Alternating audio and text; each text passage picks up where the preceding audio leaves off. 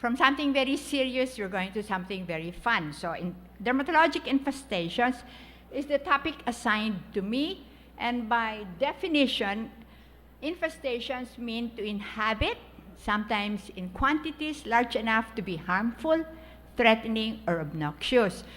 So the noun is infested, and if you want to use it in a sentence, you say the Philippines is infested with politicians. Okay, so that's. But for our purposes, for the skin, we will look at creeping eruptions, scabies, and lice, head, body, and pubic. So let's start with creeping eruptions. By definition, it's an infestation with the larva of a cat or dog hookworm. And the usual scenario is you go to the beach, you think you're going to have a nice time, but a cat or dog who has been infested with hookworm lays down the eggs on the soil hatches, the oval hatches and forms larva, and the larva penetrates your skin.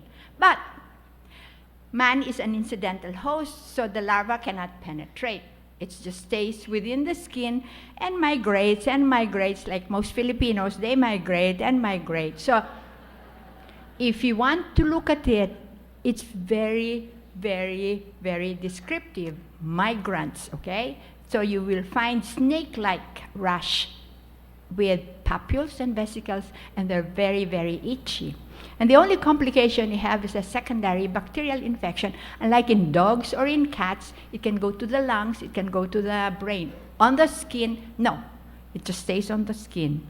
And these are the pictures, very, very, very descriptive. See, you have this very serpiginous snake-like, usually on exposed areas of the body. Okay? And in creeping eruptions, the treatment is, like most worms, thiabendazole at 50 milligrams per kilo per day for 5 days. In the past, as dermatologists, we used to freeze with liquid nitrogen. But the problem is, where is the darn thing? You know, because as it creeps, it may go back. So you should kill the larva, but exactly where it is in the whole serpiginous tunnel, you don't know. So now they just give thiabendazole or the other albendazole and ivermectin. And we used to do this. We get thiabendazole because there are some children or some people who cannot tolerate thiabendazole and they start becoming nauseous and vomiting. So we just crush, okay? We make about a 1% solution in paste and apply it several times a day, and you say good prayers, and it works, okay?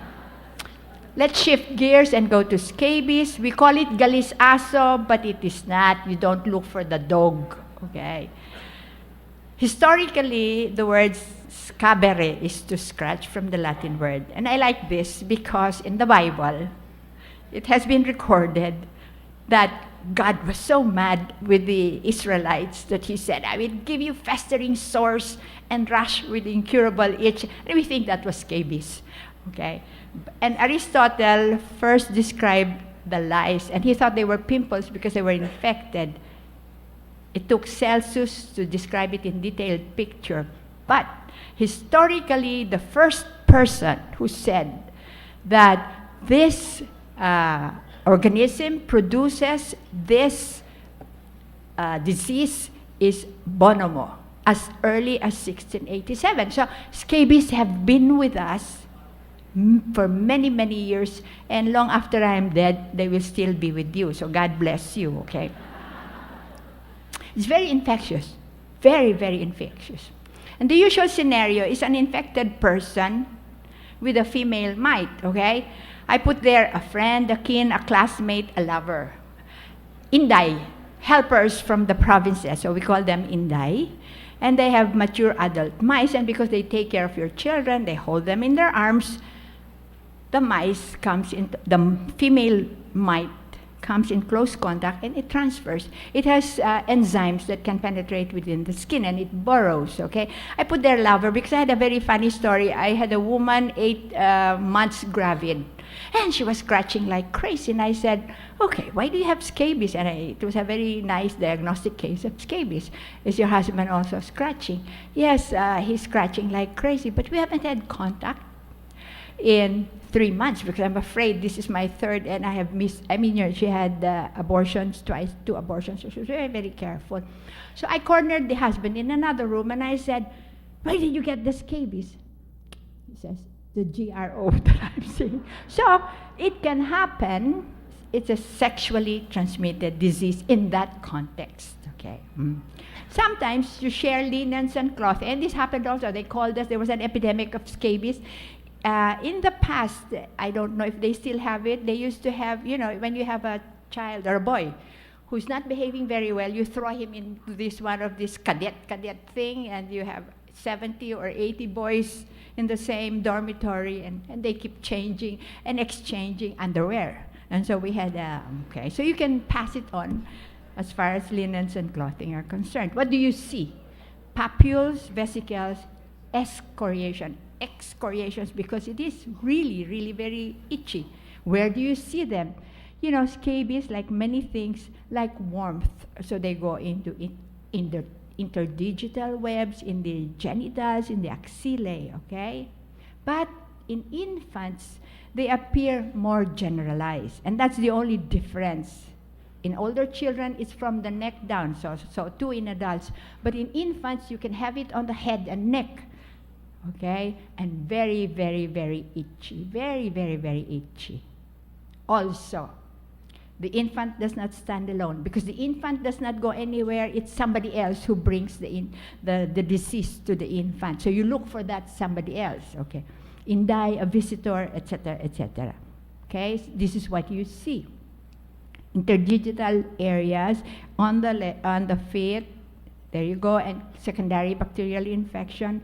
And this is what I'm saying. In children 1 year and below, you can have it on the face. It can be eczematous too, but generalized eczematous like this one. In very healthy, clean children, they can be nodules more than anything else, and they may throw you off, okay? So these are nodular scabies. Another one, okay? So the thing is, okay, the baby's scratching and itching. It is important, if you entertain the impression of scabies, you just gather everybody who handles that baby and strip them. Sometimes it's really, really very subtle. Look at the waist, look at it. That's very important, because you cannot treat the baby alone. Okay, like for example in this picture, the older child, very subtle, you can hardly see it, but interdigital also. Okay, and they may deny it. How do you diagnose? We hardly ever diagnose, because clinically the picture is really, really very clear. Okay, there's Her Highness, the Queen. It's always the women, okay, who initiate trouble, but it's the men who execute the problem. It's testosterone. No, I didn't say that, okay. So it's the female mite. You have to look for the gravid female mite and the ova and the feces. You can see them with just one simple scraping of a burrow. Complications, secondary bacterial infection, lack of sleep, and sometimes you break up a marriage, but that's not another. Okay, so here you are. Infected nodular scabies, not recognized, so it's been festering this little boy for the last 3 months, okay? And sometimes the infection is really bad. So when you look at urinary tract infection, when we were doing our prevalence survey in the provinces, okay, the most common cause of glomerular nephritis is infected scabies, infected arthropod bites. Remember. Okay, so we did a survey among school children. We made them urinate. These were children 7 to 12 years old. They urinated, and 11% had positive albumin. And we looked back, and we saw all these arthropod bites, secondarily infected, ecthyma with strep infection.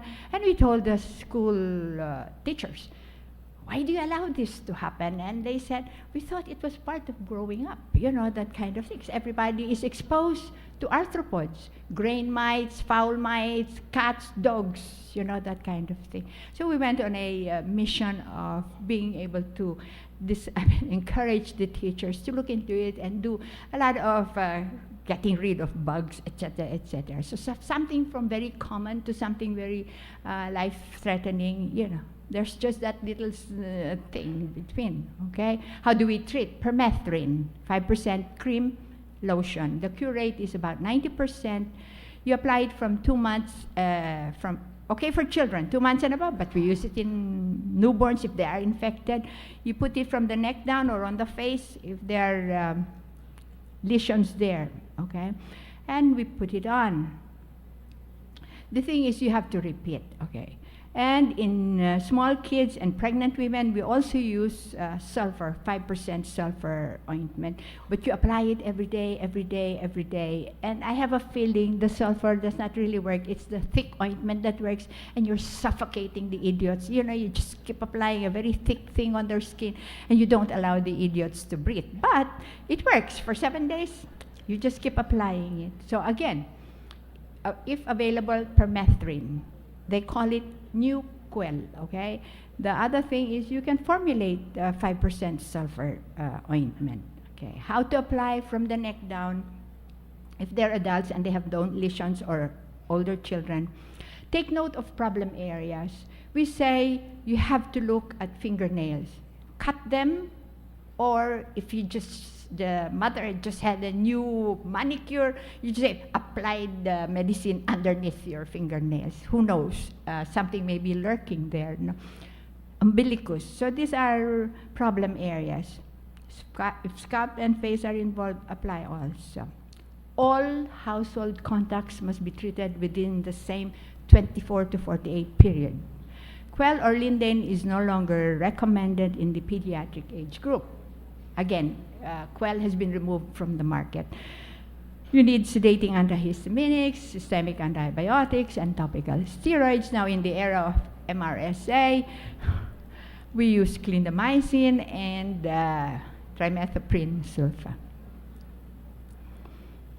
Scabies orally for mass treatment, you can give oral ivermectin. There are no good studies for younger children. There are good studies for mass treatment, including younger children in islands in the Caribbean. And the dose is 200 microgram per kilogram given twice, 10 to 14 days apart. Because you can kill the adults, but when the eggs hatch, you have to kill them again. So you have to make a distinction between, is the medicine ovicide or also? Okay, not only scabicide, but ovicide. If it's only scabicide, you have to repeat the treatment 7 to 9 days after, because you have to wait for the eggs to hatch, okay? What is Norwegian scabies? It's scabies from Norway? No. Scabies in neglected individuals harboring millions of mites and is highly infectious. Keep repeated treatment, keep repeated treatment. If all else fails, you cut off their hands. No. But this is an HIV patient, and this is a neglected homeless woman. Okay, so in fact, Norwegian scabies is highly infected. Scabies in PGH about 20 years ago, we had a patient with Norwegian scabies, infected everybody, including the nurses, the doctors, and 10 beds away on right and left side. So it's really very, very infectious because they drop off in the bed sheets, in the linens, everywhere. Okay, shift gears, lice, and more lice. Because there are 3 kinds. Okay, on the head, on the body, and you know where. Okay, let's start where you know where. They're called crab louse. I put there similar species with gorillas. In the process of evolution, everybody was scratching, and we had lice with the gorillas and the apes who are closest to us. No? When the evolution started to part ways, the gorilla said, okay, we'll just have the crab louse. Okay, so that's what we share with the gorillas. The apes got the head and the body louse, but we got everybody. We are very voracious, so we got the crab, the head, and the pubic. I'll show you later, okay? And this is the natural history of the disease. You have an egg we call nit, and then it goes through 3 stages of larva. We call them nymphs, and then you have the adult, male and female. Again, it's the female mice, which sucks your blood like crazy, okay? And I thought it was because the eggs needed hemoglobin in their gut. Okay, that's my theory. I've been trying to look for that, but why do they suck anyway? Okay, so this is your electron transmission microscopy. They're really cute, you know, okay? But this is what we like to eat, okay? But they really look alike, don't they? I mean, if you go from here to here, they really look alike. Okay, this is how it looks. It has really tremendously big claws and they attach to the hair. And one crab louse can stay on that hair for days and days and days and days. You know, it's like being very faithful to that hair and just keeps sucking and sucking, okay? There you are, much more, okay? And this is how you see it. People come to you and they have little bites and where the arthropod has bitten them. So you see erythematous papules and nodules, okay? Sometimes in really very bad cases, no, these are neglected. You know why? No, you're lying down with crab louse and everything. Anyway, you know what I mean. They can have it in their eyelashes, okay? And that's a problem when you have it in the eyelash. Also lice. We have seen lice in eyelashes. I hope you have a nice lunch after this, okay? And this is how you treat. CDC says, oh, it's a very busy slide, no? But essentially what it is, you use the same thing. You use pyrethrin, you use permethrin. You apply it, you wash it off for 10 minutes. Very easy to kill. But I'll show you one other thing that will be easy to kill. No, really, it's a sexually transmitted disease. And no matter how sexy you look or how pretty you look, it's still very itchy. And this is how you do it, okay? You revenge. You get a bikini wax. You shave off everything. Remember that stupid crab louse that hangs on to the hair and the hair and the hair? They cannot hang on hairless areas. So you just shave it off. And in fact, CDC has said for the last 10 years, more or less, you know, the prevalence or the incidence, the new cases of crab louse has really gone down because women now have started to get bikini wax. Some people call it Brazilian wax. No, okay, no offense to Brazil, but I think they're doing a good job when it comes to crab louse. You just remove the hair. So if the hair is not there, there's nothing to hang on to, okay? And that's what you said, body louse we share with chimpanzees. Body and hair louse we share with chimpanzees. Pubic louse we shared with gorillas.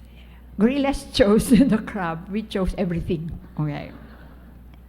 And again, it's the same thing. You lay eggs, the eggs hatch, they go through 3 nymphal stages, so you have the adult and the male louse. Okay, so this case had several erythematous papules, and they didn't know where it was coming from, so when they saw the shorts, there was the crab louse. Again, the body louse. Remember, lice hang on to hair. Since the body does not have much hair, they go to clothing. They go to clothing. No, okay, it's as simple as that. They hang on to clothing, okay? Look at this pore, okay? And they scratch and they scratch. But you don't see it on the skin. You never see it on the skin, okay? You just see it on clothing because they have to hang on to something, okay?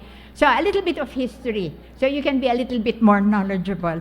I really enjoyed this assignment of mine. Okay, this is First World War Encyclopedia. They had lice, body lice upon body lice and body lice.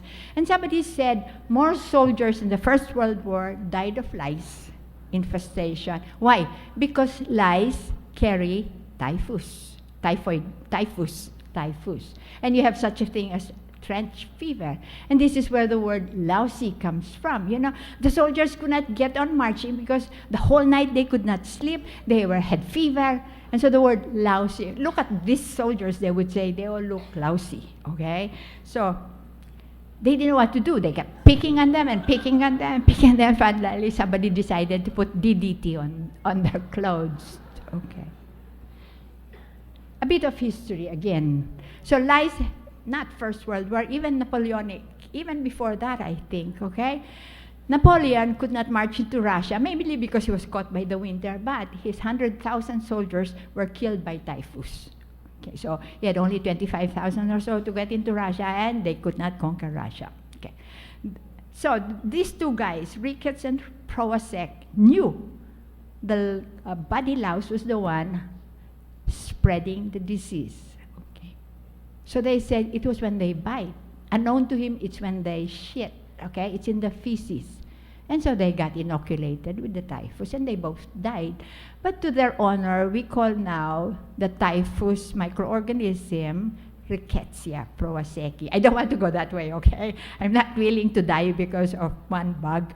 I don't care if you name it after me, but these two guys who really worked on them had their names etched in history, but they died of typhus just the same. So it's in the feces. Okay? And some people even believe that the body louse is also responsible for spreading the bubonic plague.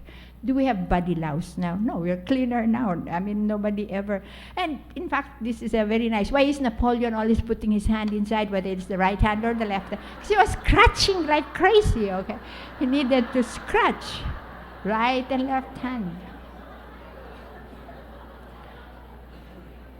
So, CDC says, it's really easy. Just take your clothes off, put them or burn them, or I don't know, but don't give them away, okay? If you like, you just bundle up in a plastic bag and forget them. Maybe next year you can come back to them, the louse will be dead. No, okay? But you don't really need to treat, okay? Unlike crab louse, you have to put malathion or permethrin on your pubic hairs, no, unless you want to shave, okay?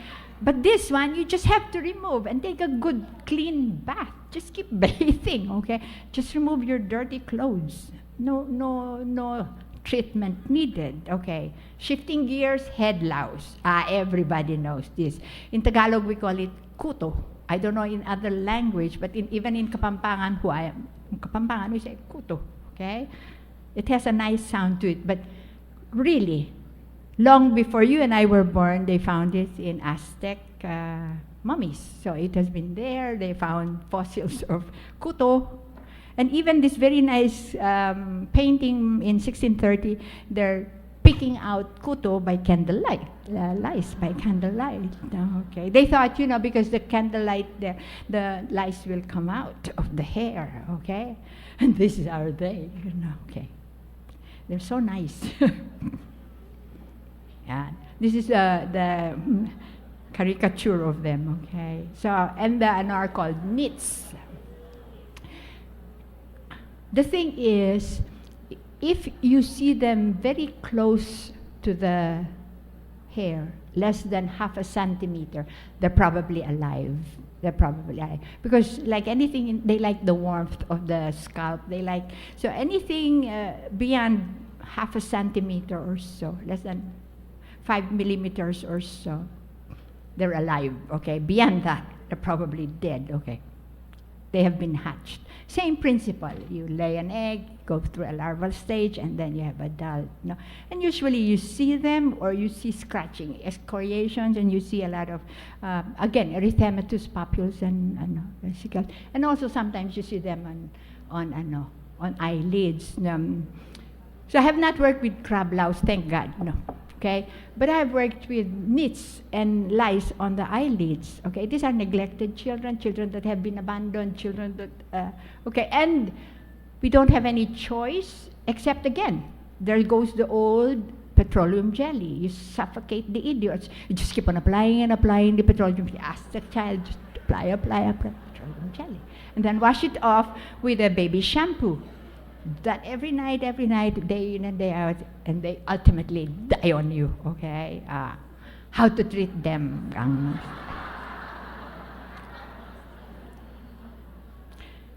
One thing you should, but this is not a Filipino thing. We do not use conditioner. You don't shampoo or condition before treatment. Why? Because you coat the nits and you coat the lice with the conditioner or the shampoo so that it does not penetrate, okay? And so you use your pediculous side, and then you use a special comb. Here we call it suyod, in the United States called States, and in Europe they call it Lice-Meister. I don't know why they use that nice words, okay? But, okay, we use pyrethrins. They are safe for 2 years and above, but I like the permethrin lotion. It's safe for 2 months. Okay, you apply it on, you leave it on for 10, 15 minutes, maybe an hour, depending on how severe the infestation is. And then you repeat after 7 to 9 days. Now, you know the history of pyrethrins. Pyrethrins are from chrysanthemums. Just a little bit of history, really. Back in Yugoslavia, in Dubrovnik, there was this housewife. The rain suddenly came, and she was gathering chrysanthemums in her arms, okay? This was back in the 1800s, 1900s, early 1900s, but late 1800s. And so she ran and put the chrysanthemums on the floor near the fireplace, and then got her wash, and then forgot about the chrysanthemums. 2 weeks later, when she came back, there were a lot of insects around, dead insects around the chrysanthemums. So she said, wow, chrysanthemums contain a chemical, non-toxic chemical to human beings, to other animals, to other living beings, except to insects. So in World War I, they started to plant chrysanthemums, but it became very expensive. And so they synthesized, and they called permethrin. So that's how it is now, okay? So you use malathion also, but it's only for 6 children. It's flammable. May sting and irritate, and we're not sure how safe it is, okay? What's new? Benzyl alcohol, safe for 6 months, you repeat. Again, but 2 are both ovicidal and pediculocidal, so you don't need to reapply, okay? One is called ivermectin cream, it's not yet available, and spinoside suspension, which is an anti-dog flea preparation, but it should be coming soon. And this is what we call suyod, and look how many lice you can know, okay? But you can, if in the UK, they try to be very, very sophisticated, la-di-la-di-da. So you get this, you get the hair force or the lice buster, okay? But, you know, long before you and I were alive, these people have been doing it the usual way, okay? So it's very typical. You know, when I was growing up, I thought it was very common. I thought, what are they doing? On the stairs, they do that, no? Okay. Or you can train a gorilla to do it for you. And you can gather all of them and call it global swarming. I like that, okay. So common words we got from lice is that the word lousy, and the word nitpicking. It's now in our vocab. It's now in our everyday conversation. For example, when politicians nitpick, I feel lousy, and I'll give you an example, okay? This is very true because it's in the Philippine Star, August 6, 2012. It was a debate on the RH bill. And Enrilia said, sperm by itself has life. By destroying it, you already kill life itself. So he was nitpicking. He was not looking at the bigger picture. He was just looking at the individual sperm. And my good friend Miriam, what is crazy, okay, anyway, said, following the line of argument every time.